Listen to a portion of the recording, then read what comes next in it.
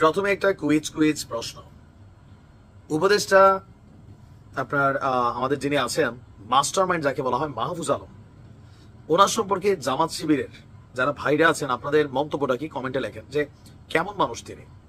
অথবা জাতীয় নাগরিক পার্টির যিনি প্রধান আছেন নাহিদ, জামাত সম্পর্কে ওনার ফিলিংসটা কেমন। তবে কেউ কেউ বলছে এটা জামাতের বি টিম, তরুণ যে টিমটাকে তারা সামনে আনতে যাচ্ছে। জামাত ইসলাম দলটা 1971 বিতর্কিত হওয়ার কারণে অনেক কিছুতে তাদেরকে নেগেটিভিটি পোহাতে হচ্ছে।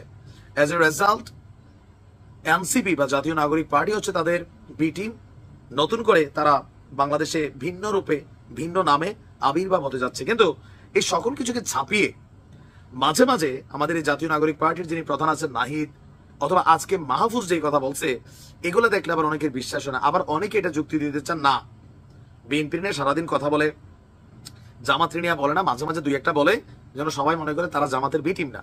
ঘটনা এটা আল্লাহ ভালো জানে। যাই হোক, মাহফুজ আলমের গতকালকের একটা স্টেটাসকে কেন্দ্র করে অলরেডি 2 দিন আগে ঢাবি শিবিরকে মবস্টার মাফিয়া হিসাবে উল্লেখিত করেছিলেন। এরপরেই এই মুহূর্তে যখন বাংলাদেশের শাহবাগী আন্দোলন নিয়ে মাঠ গরম, লাকি আক্তারের ফাঁসির দাবি করা হচ্ছে, শাহবাগ নিয়ে নানান স্টেটাস আসছে, শিবিরের তারা শাহবাগের গোষ্ঠী উদ্ধার করতে চাচ্ছেন, যেখানে পিনাকি দাদাই 2013-তে এই শাহবাগের অন্যতম ভূমিকায় ছিলেন, আজকে তিনি জামাতের এক ধরনের অলিখিত অনলাইন আমির।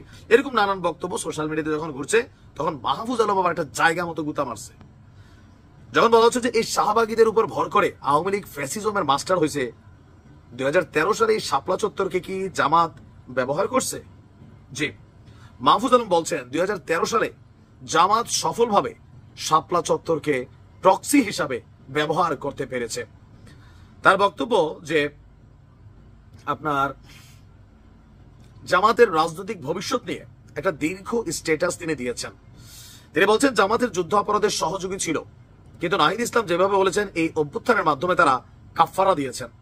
আমিও বলেছি জামাতের যারা বাংলাদেশপন্থী তারা এই দেশে রাজনীতি করার অধিকার রাখেন। তার মানে কি জামাতের আরেক টিম কোন পন্থী? স্বাভাবিকভাবে সবাই বলবে এটা আপনার পাকিস্তানপন্থী। জামাতের নতুন প্রজন্মের অল্প কিছু ব্যতিক্রম বাদে কেউই পাকিস্তানপন্থী নন।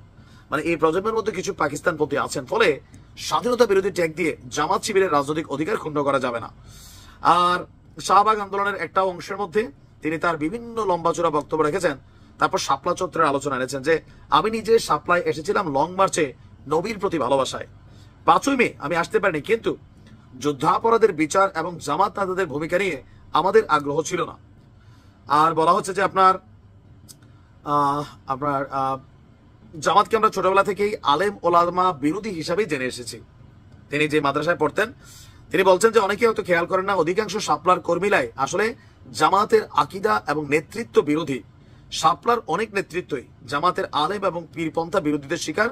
এমন অনেকেই জামাত এবং শিবিরের নেতাদের কর্তৃক নিগৃহীত এবং নিপীড়িত হয়েছেন, কিন্তু জামাত সফলভাবে এই আন্দোলনটাকে তাদের প্রক্সি হিসাবে ব্যবহার করতে পেরেছে, যেমনটা আওয়ামী লীগ শাহবাগীদের ব্যবহার করেছে। মানে বুঝতে পারছি যে হঠাৎ করে তার এই বক্তব্যে অলরেডি 2 দিন আগে তার স্টেটাসে ঢাবি শিবির তারা তীব্র নিন্দা জানিয়েছেন। আজকে আবার এই বক্তব্যে আরেকটা তো জোয়ার উঠতে যাচ্ছে নাকি? এটাকে আবার আওয়ামী লীগ বলছেন। শাহবাগী যদি আমাদের ফ্যাসিজমের মাফিয়া হয়, তাহলে শাপলা চত্বরকে তো তারা এখানে নানান কাহিনী করতে চাইছে। আসলে যে কোথায় কি হচ্ছে নিজেরাও বুঝতে পারতেছি না। কে যে কার দল, কে কার ব্যাকআপ, ধোঁয়াশা তৈরি হচ্ছে। কি মনে করেন মাহফুজ আসলে কার লোক?